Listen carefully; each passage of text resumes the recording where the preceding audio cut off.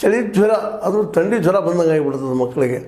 ಅಂದ್ರೆ ಮ್ಯಾಥ್ಸ್ ಇವತ್ತು ನೋಡ್ರಿ, ಮ್ಯಾಥ್ಸ್ ಇತ್ತಪ್ಪ ಅಂತಂದ್ರೆ ನಿಮಗೆ ಫಿಸಿಕ್ಸ್ ತಿಳಿತದೆ, ಕೆಮಿಸ್ಟ್ರಿ ತಿಳಿತದೆ. ಮ್ಯಾಥ್ಸ್ ಇಲ್ಲಂದ್ರೆ ನಿಮ್ಗೆ ಏನು ತಿಳಿತದೆ ರೀ? ಹೆಂಗೆ ತಿಳಿತದೆ? ಹೆಂಗೆ ಅರ್ಥ ಆಗ್ತದೆ? ಮ್ಯಾಥ್ಸ್ ಬರ್ಬೇಕಾದ್ರೆ ಮಗ್ಗಿ ಬರ್ಬೇಕು. ಮಗ್ಗೆ ಎಷ್ಟು ಹುಡುಗರಿಗೆ ಬರ್ತಾವೆ? ಇವತ್ತು ಎನ್ಕ್ವೈರಿ ಮಾಡಿಸ್ರಿ, ಪಿ ಯು ಸಿ ಹುಡುಗರು ಎಷ್ಟು ನಮ್ಮ ಮಕ್ಕಳಿಗೆ ಮಗ್ಗಿಗಳು 30 ತನಕ ಬರ್ತಾವೆ ಅಂತೇಳಿ. ಇವು ಬೇಸಿಕ್ ನೀಡ್ಸ್ ರೀ.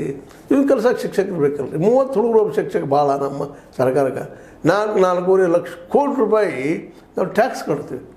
ಸಣ್ಣ ಅಮೌಂಟ್ ಅಲ್ರಿ ಇದು. ಬೇಡ, ಇದು ಸ್ವತಃ ಸಿದ್ದರಾಮಯ್ಯ ಹೇಳುವಂಥದ್ದು ಅಂದಲ್ಲ ಮಾತದು.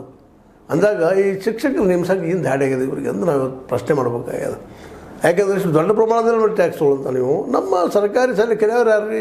ಕಾಲೇಜುಗಳಲ್ಲೇ ಬಡ ಮಕ್ಕಳನ್ನ. ಮತ್ತು ಬಡ ಮಕ್ಕಳಿಗೆ ಸಾಲಿಲ್ಲ, ಅಲ್ಲಿ ಕಲಿಸೋ ಮಾಸ್ತರ್ ಇಲ್ಲ, ಟೀಚರ್ ಇಲ್ಲ, ಏನು ಕೇಳಿ ಕೊರತೆ ಕೊರತೆ ಕೊರತೆ. ಅಷ್ಟೇ ಅಲ್ಲ, ನಮ್ಮ ಸಾಲದ ಬಜೆಟ್ ಹಾಗೆ ಹೇಳ್ತೀರಿ, ಅದರ ಟ್ಯಾಕ್ಸ್ದು ಯಾವ ರೀತಿ ಎಬ್ಬಿಸ್ತಾರಪ್ಪ ನೀವು? ಇದು ನೀವು ವಾದ ಮಾಡ್ಬೋದು. 4.5 ಲಕ್ಷ 5 ಲಕ್ಷ ಕೋಟಿ ರೂಪಾಯಿ ಬರ್ತದೆ ರೀ, ಎಲ್ಲ ಸೆಂಟ್ರದವ್ರು ತೊಗೊತಾರೆ, ನಮಗೇನು ಕೊಡೋದಿಲ್ಲ ರೀ, ಬರೋ ರೂಪಾಯಿದಾಗ 13 ಪೈಸೆ ಕೊಡ್ತಾರೆ, ಹಂಗೆ ವಾದ ಮಾಡ್ಬೋದು. ಆದರೆ ನಿಮಗೆ 13 ಪೈಸೆದಾಗ ಶಿಕ್ಷಣಕ್ಕೆ ಎಷ್ಟು ಖರ್ಚು ಮಾಡ್ತೀರಿ?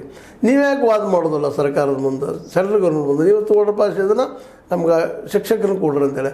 ಯಾರು ಕೈಗಿದ್ರೆ ಏನಾಗೋದ್ರೆ ನಮ್ಗೆ ಶಿಕ್ಷಣ ಬೇಕಾಯ್ತು ನಮ್ಮ ಮಕ್ಕಳಿಗೆ. ಈಗ ಪಿ ಯು ಹುಡುಗರು ಫೇಲ ಪಾಸ್ ಪ್ರಶ್ನೆ ಇಲ್ಲ.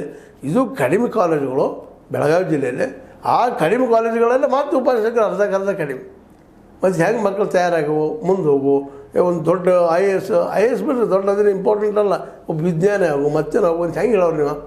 ವಿಜ್ಞಾನಿ ಯಾಕೆ ಆಗ್ತಾಯಿಲ್ಲ ನಮ್ಮಲ್ಲಿ ಮಕ್ಕಳು? ಇಡೀ ದೇಶದ ಸಿದ್ದರಾಮಯ್ಯನ ಕೇಳಬೇಕಾಗಿದೆ, ಜೊತೆ ಮೋದಿ ಅವ್ರನ್ನ ಕೇಳಬೇಕಾಗಿದೆ.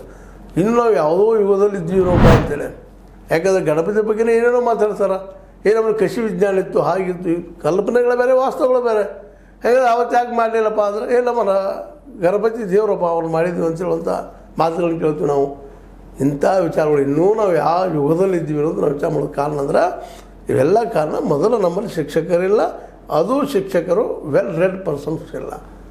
ಮತ್ತು ಅತಿಥಿ ಶಿಕ್ಷಕರನ್ನು ತೊಗೊಳ್ಳೋದು ಪಾಪ ಧನದ ದುಡಿದಿರ್ತಾರೆ. ಅತಿಥಿ ಶಿಕ್ಷಕರು, ಅತಿಥಿ ಉಪನ್ಯಾಸಕರು.